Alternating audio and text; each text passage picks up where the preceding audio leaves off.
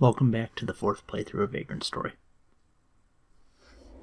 Today, we will complete the game without casting magic, and without saving. Also without chain abilities, because I didn't really feel like dealing with re-equipping them. So anyway, here are the titles thus far. Most of them are not new to you, but these two are, in addition to the one sub 10 hour one up above.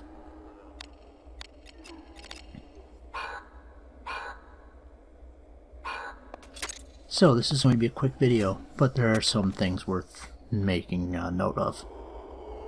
First thing, if I was so inclined, I could completely ignore these two guys.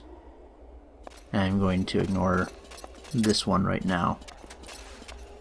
It's not really a time-saving feature because I could kill him in one hit, and, you know, he gets 4 pot shots in at me. 5 pot shots in. So it is not a time-saving feature. Same thing's true here. Although, of course, there is a very real risk that if you were to try and be too fancy with this, they would just knock the crates out from under you and you'd be unable to proceed. Same thing with basically all these other scripted fights in the wine cellars. That guy, these guys, don't matter. Just go. Now this is I'm sure I've known this in the past, but I never really paid attention to it. This skeleton in the second room of the sanctum drops elixirs. It's about a 1 in 8 chance. So it's a good chance. It's something to farm. And even though I did not make any effort to do so, got it twice. Once when going to the golem and once when leaving. Just odd. Also of interest is that these, I only had to get break arts for the greatsword and polearm, and I get the polearm one shortly, and not the greatsword. I needed about 400 plus kills to do so, and only got about 350, so that's how many you get. Right now we are going back from the Undercity east, where you get the Lich teleportation spell and the Iron Key. So, since I'm fairly sure that teleportation magic counts as magic, not using that, and anyway, that kind of is a dick move, honestly. Since, as you can see, I could go right from that room that came from the abandoned mines and basically a straight shot to the room with the necessary sigil, and, you know, didn't need to cast a very heavy magic spell, since it would have had to pass through at least 6 save points. Actually, there's plenty more than that, so you can teleport to it, but obviously it's a magic point intensive spell, so not one to do, even though I did it all these other playthroughs.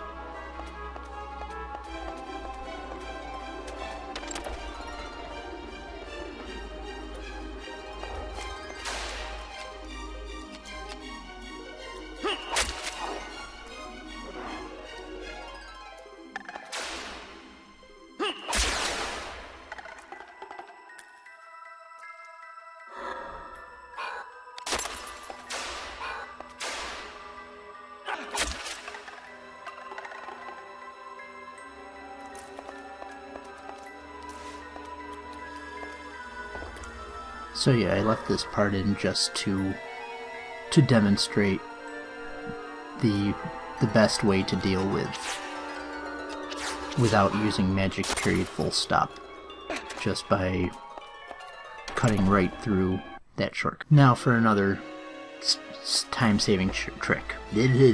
Time-saving trick. Now, before you saw me do this puzzle properly, with a fairy ring, you can just skip all that black pushing on the other side of the door. Now this one, if I was a little bit faster, I would have been able to probably do it too without dealing with it. And anyway, you don't need to do all the extra block pushing that I did before. You can just do it with one push. That's it.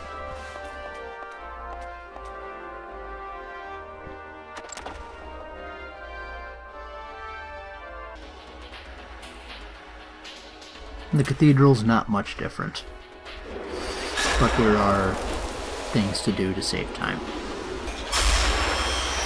And honestly, the editing that I'm doing right now didn't really take that much out of the fight, so Ifrit, Marid, the Iron Crab are dead.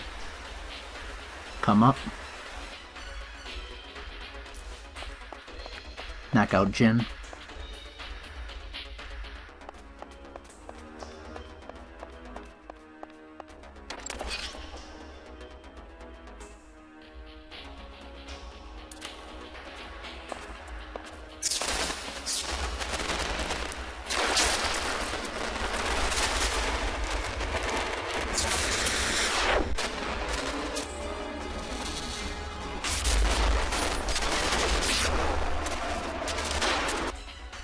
Now we're going after the red dragon.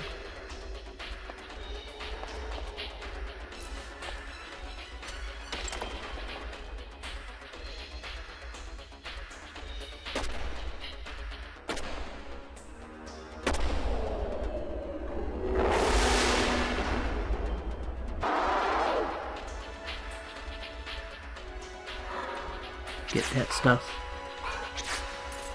Do the little puzzles, flip the switch over here to open up the later on door.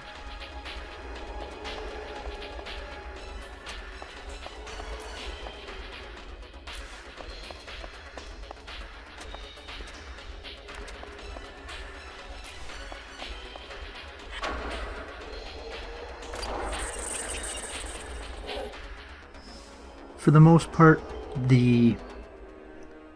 there seem to have been a lot of enemies that sort of knew that their days were numbered the minute that I would actually attempt to attack them, so there were quite a few enemies that cast Paralyze. At least 4 separate occasions, plus one that will be seen shortly.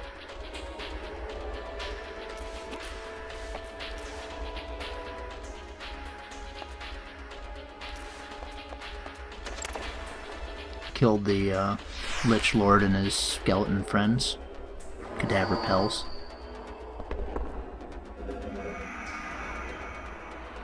Got that Cloudstone moving.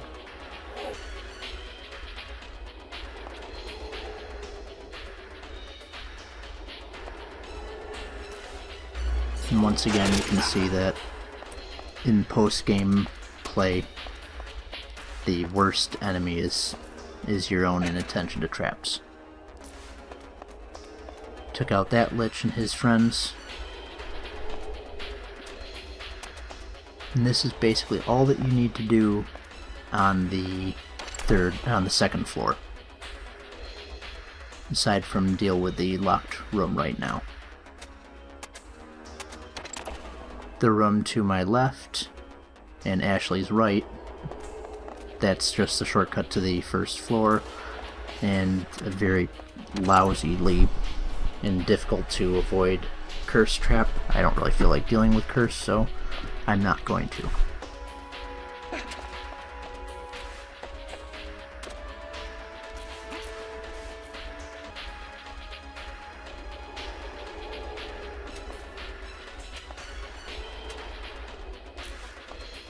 So now we're going to deal with Dao. And this bottomless pit that took a lot of energy from me just because obviously I couldn't use Fixate on the Cloud Stones and just had bad timing.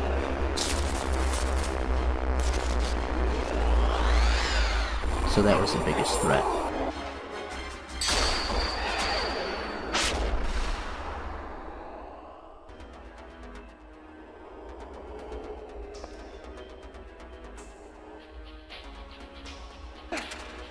So now we're going right back down to the basement.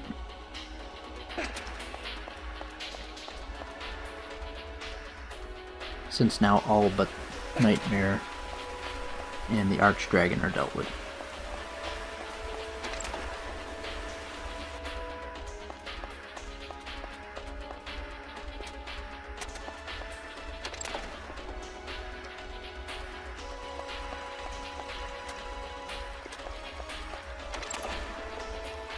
So yeah, I believe this works quite well as a minimalist walkthrough for the cathedral. Obviously, just be forewarned that you are missing out on, let's see, 2 treasure rooms, that shortcut room, which isn't too difficult to catch back up on, but yeah, you're definitely missing out on map and treasure completion doing this.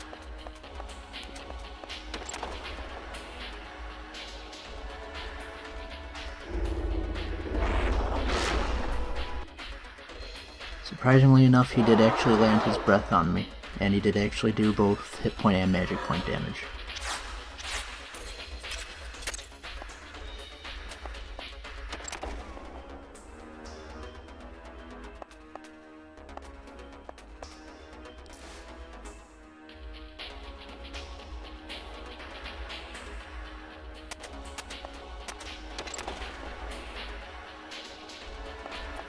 So that is the end of the first floor.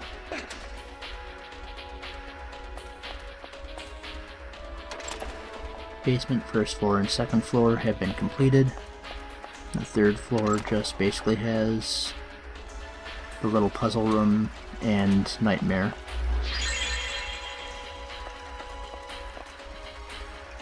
And then that does it.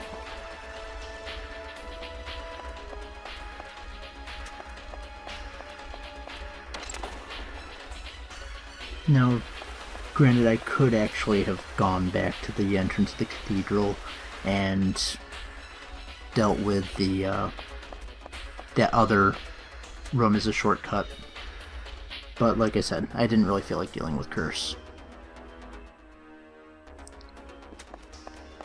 So it's not really an optimal path, but it is, let's just say, the path of least resistance.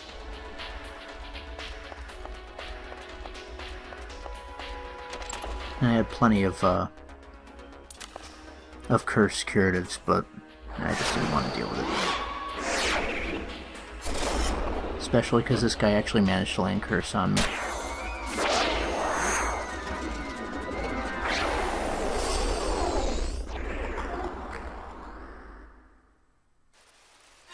So that was it. Nightmare, then to the next floor, then to the atrium, then to this. And just one more paralysis just to minorly inconvenience me.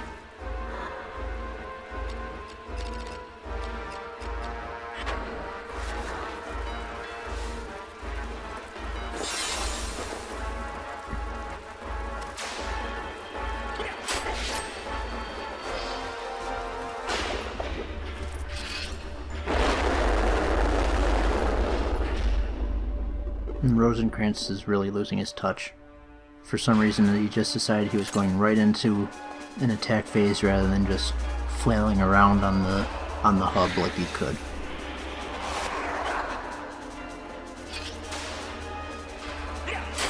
And he was slow to get away, so I actually got 3 hits in on him. He was very lucky to have actually landed Degenerate on me, because otherwise he would have been dead right then and there.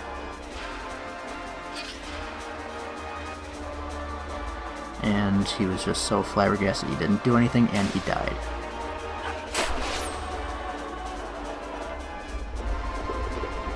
So that's it for this playthrough. Like my intention is to have 1 or 2 more playthroughs off camera to make dread armor, and then show off like one more like absolute train wreck of a playthrough. Just destroy everything. See you then.